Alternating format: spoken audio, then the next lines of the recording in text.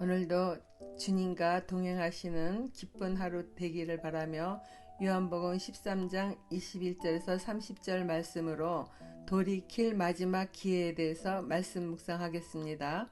첫째 단락, 배반할 제자 때문에 괴로워하시는 예수님에 대해서 보겠습니다. 예수께서 이 말씀을 하시고 나서 마음이 괴로우셔서 환히 드러내어 말씀하셨다. 내가 진정으로 너에게 말한다. 너희 가운데 한 사람이 나를 팔아 넘길 것이다. 제자들은 예수께서 누구를 두고 하시는 말씀인지 몰라서 서로 바라다 보았다. 제자들 가운데 한 사람, 곧 예수께서 사랑하시는 제자가 바로 예수의 품에 기대어 앉아 있었다. 시몬 베드로가 그에게 고개짓을 하여 누구를 두고 하시는 말씀인지 여쭈어보라고 하였다. 그 제자가 예수의 가슴에 바짝 기대어 주님, 그가 누구입니까? 하고 물었다. 예수께서 대답하셨다. 내가 이 빵 조각을 적셔서 주는 사람이 바로 그 사람이다. 그리고 그 빵 조각을 적셔서 시몬 가롯의 아들 유다에게 주셨다.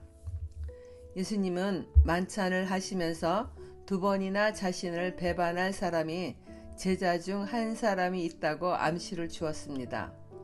그렇게 말씀하시는 속마음은 배신하는 마음에서 돌이키기를 바라는 것이나 가룟 유다는 전혀 돌이키는 모습이 없습니다. 실상은 예수님도 그러한 가룟 유다를 잘 아시는 전지전능하신 분이죠. 다만 행여라도 그가 돌이킬 수 있도록 기회를 자꾸만 주시는 것입니다. 아마도 예수님은 자신을 배신하는 것보다 3년이나 동고동락한 제자의 최후를 생각하며 더 괴로운 마음이 드셨을 것 같습니다. 그가 다시는 빛이 비추지 않으며 돌이킬 수 없는 어둠 속으로 떨어질 것을 생각하니 예수님의 마음은 무척 괴로웠을 것입니다. 예수님은 이제 정말 마지막으로 다시 한번 힘주어 말씀하십니다. 내가 진정으로 너희에게 말한다. 너희 가운데 한 사람이 나를 팔아 넘길 것이다. 이렇게 말씀하시면 내가 너의 계획하는 바를 다 안다. 그러나 그러한 죄에 내가 빠지지 않기를 나는 원한다는 유다를 향한 안타까운 심정을 담아 말씀하신 것으로 보입니다. 예수님의 마음은 내가 그런 죄에 빠지지 않기를 나는 원한다는 것입니다. 가룟 유다를 비난하는 것이 아니라 마지막 기회를 주시는 것입니다. 주님은 가룟 유다가 깨닫고 돌이키기를 원하셨지만은 악한 마음에 붙잡혀 결정을 내린 그의 귀에는 이러한 예수님의 간절한 말씀이 들리지 않는 것입니다. 다른 제자들은 선생님이 누구를 두고 하시는 말씀인지 몰라 서로 바라봅니다. 시몬 베드로가 예수님의 사랑받는 제자 요한에게 고개짓을 하여 누구를 두고 하시는 말씀인지 여쭈어보라 합니다.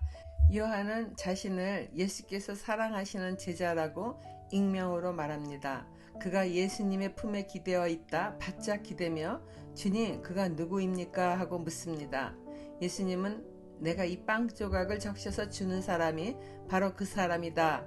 그리고 그 빵 조각을 적셔서 시몬 가롯의 아들 유다에게 주셨습니다.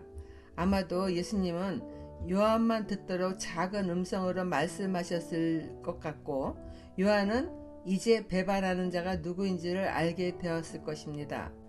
아니면 원래 고대 동방에서는 그날 식사의 주빈이 그날 가장 특별한 대우를 해야 하는 손님에게 빵 조각을 제일 먼저 나누어주는 그 사람에 대한 특별한 대우를 표하는 관습이 있었거든요. 그러니까 예수님이 요한의 말에 조용히 대답은 하셨어도 빵을 떼어서 자신이나 베드로를 먼저 주는 것이 아니라 유다에게 주는 모습에 조금은 생경하여 그 당시는 예수님의 대답을 귀담아 잘 듣지 못하였을 수도 있습니다. 이것에 대하여 제가 이렇게 생각하는 이유는 만일 예수님이 배반할 사람이 유다이다 라고 다 듣게 말씀하셨다면은 11명의 제자들이 가만히 있었을 리가 없었을 것이고 요한도 눈이 동그래져서 그 상황을 어떻게 조치를 해야 되겠다는 행동을 했을 것이라고 생각이 듭니다. 만약에 그것을 다 알게 되면은 제자들이 모두 유다에게 달려들어서 어떻게 그 유다가 그러한 일을 하지 못하도록 막으려고 하지 않았겠습니까?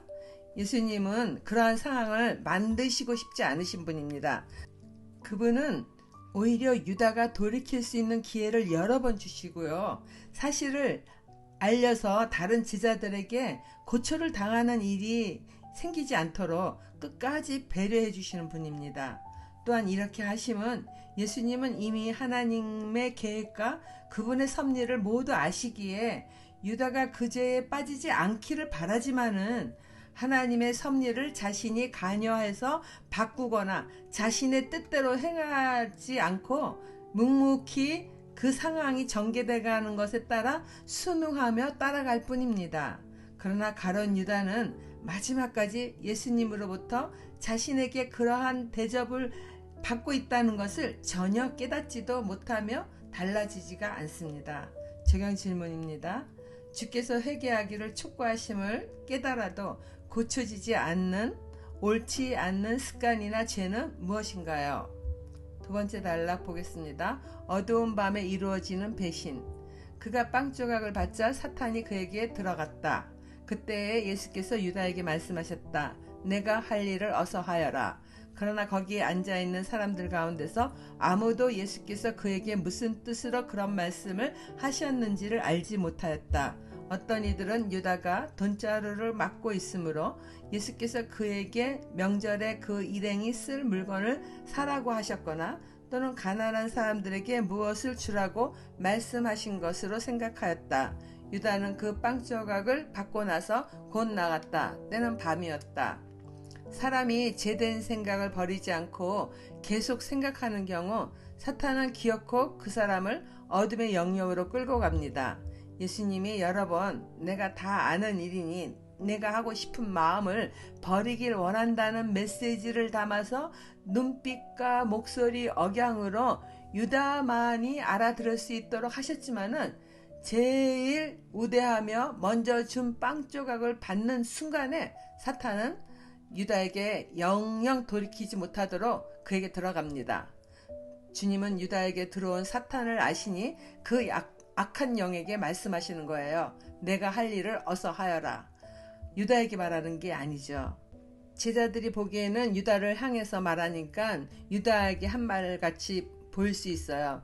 그러나 거라사의 광인 안에 들어있는 귀신에게 말로써 내쫓듯이 지금 유다 안에 들어온 사탄에게 말하는 것입니다. 예수님은 하나님의 정해진 시간이 다가온 것을 다 아시기 때문에 내가 할 일을 어서 하여라고 말씀하신 것입니다. 예전 성경에는 예수님이 유다에게 말씀하셨다고 번역되어 있는데 그것은 잘못된 번역입니다. 헬라어 성경은 아우토스라는 대명사로 기록되어 있지 유다에게 말하였다고 나와 있지 않습니다. 이 상황을 좀 더 깊이 묵상하면은 예수님이 사탄에게 영적인 일에 대하여 말씀하시니 육에 속한 것만 보고 아는 거기 앉아있는 사람들 가운데서 아무도 예수님이 하시는 말씀이 무슨 뜻인지 몰랐다는 것을 우리가 깨달을 수 있습니다. 제자들도 돈주머니를 유다가 갖고 있으니까 유월절을 위하여 무엇을 사오라고 하시는 것인가 이처럼 그들은 생각했다는 거예요. 그러나 만일 예수님이 유다에게 심부름을 시키시는 거라면 예수님은 내가 할 일을 어서 하여라 라는 말 대신에 명확한 심부름 내용을 말씀하셨을 것입니다. 그리고 유다는 예수님이 말씀하셔서 곧 나간 것이 아니라 유다 마음에 들어온 사탄이 그를 조종하게 되니까 예수를 속히 팔아라 하는 사단이 주는 생각이 자신의 생각인 양 속게 되어서 행하는 것입니다. 그가 나간 그 시간 이후로 가룟 유다는 영원히 빛을 잃어버린 자가 됩니다. 그는 악한 생각을 계속 묵상하다가 결국은 사탄의 노예가 되어 그들과 같이 어둠의 세계로 들어가게 된 것입니다. 적용 질문입니다. 남에 대한 험담이나 생각 없이 내뱉는 거짓말 등 하나님이 원치 않는 악한 생각, 습관 등을 끊어버리지 못한 채 계속 이어지면 결국 사탄이 내게로 들어올 통로를 열어주는 것이 됩니다. 그 통로가 열고 닫히는 것에 대한 영적 분별력이 있습니까? 이제 그 통로를 완전히 막기 위하여 내가 버려야 할 제약은 무엇인가요? 기도하겠습니다. 하나님을 사랑하며 주의 말씀 따라 살기보다 나의 욕심과 이기심을 쾌락을 쫓아 죄된 것인 줄도 깨닫지 못한 채 살아갈 때가 참 많았습니다. 그러나 하나님은 자비하시며 오래 참아주심으로 우리가 멸망하지 않도록 늘 붙잡아 주시고 지금도 예수님이 우리 위해서 중보하여 주시니 감사드립니다. 돌이키라고 말씀하실 때 속히 회개하는 지혜로운 신앙인의 삶을 살 수 있도록 인도하여 주세요. 예수님 이름으로 기도드립니다. 아멘.